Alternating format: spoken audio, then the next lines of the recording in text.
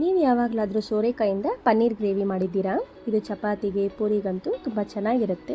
ಮಕ್ಕಳಿಗಂತೂ ಇದರಲ್ಲಿ ಏನು ಹಾಕಿದ್ದೀವಿ ಅಂತಲೇ ಗೊತ್ತಾಗೋದಿಲ್ಲ. ಹಾಗಾದರೆ ನೋಡೋಣ ಬನ್ನಿ ಹೇಗೆ ಮಾಡೋದು ಅಂತ. ಇಲ್ಲಿ ಕುಕ್ಕರಲ್ಲಿ ಈರುಳ್ಳಿ, ಟೊಮೊಟೊ, ಬೆಳ್ಳುಳ್ಳಿ, ಶುಂಠಿ, ಹಸಿಮೆಣಸಿನ್ಕಾಯಿ, ಬ್ಯಾಡಗಿ ಹಾಗೂ ಚಕ್ಕೆ, ಲವಂಗ, ಏಲಕ್ಕಿ, ಮೆಣಸು, ಗೋಡಂಬಿ ಹಾಕಿ ಮಿಕ್ಸಿ ಜಾರಲ್ಲಿ ಸೋರೆಕಾಯಿ, ನೆನೆಸಿದ ಕಾಬಲ್ ಕಡಲೆಕಾಳು, ಕರಿಬೇವು, ಉಪ್ಪು, ಬೆಳ್ಳುಳ್ಳಿ ಹಾಕಿ ರುಬ್ಕೊಂಡು ಈಗ ಒಂದು ತಟ್ಟೆಗೆ ಎಣ್ಣೆನ ಅಪ್ಲೈ ಮಾಡಿಕೊಂಡು ಇದನ್ನು ಈವನ್ನಾಗಿ ಸ್ಪ್ರೆಡ್ ಮಾಡಿಕೊಂಡು ಕುಕ್ಕರಲ್ಲಿ ನೀರು ಹಾಕಿ 3 ವಿಷಿಲ್ ಕೂಗಿಸ್ಕೊಳ್ಬೇಕು. ಈಗ ಪ್ಯಾನಲ್ಲಿ ಎಣ್ಣೆ ಹಾಕಿ ಅರಿಶಿಣದ ಪುಡಿ, ಜೀರಿಗೆ ಪುಡಿ, ಅಚ್ಚಕಾರದ ಪುಡಿ, ಧನಿಯಾ ಪುಡಿ ಹಾಗೂ ರುಬ್ಬಿರುವ ಮಸಾಲೆನ ಹಾಕಿ ನೀರು ಹಾಕಿ ರುಚಿಗೆ ತಕ್ಕಷ್ಟು ಉಪ್ಪನ್ನು ಸೇರಿಸಿ ಈಗ ಇದು ತಣ್ಣಗಾದ್ಮೇಲೆ ಕ್ಯೂಬ್ಸ್ ಥರ ಕಟ್ ಮಾಡಿಕೊಂಡು ಇದನ್ನು ಅದಕ್ಕೆ ಹಾಕ್ಕೊಂಡು ಚೆನ್ನಾಗಿ ಮಿಕ್ಸ್ ಮಾಡಿ ಇದಕ್ಕೆ ಕೊತ್ತಂಬರಿ ಸೊಪ್ಪು ಹಾಗೂ ಕಸೂರಿ ಮೇಥಿ ತುಪ್ಪ ಹಾಕಿ ಬೇಯಿಸಿದ್ರೆ ಇದು ರೆಡಿ ಆಗುತ್ತೆ.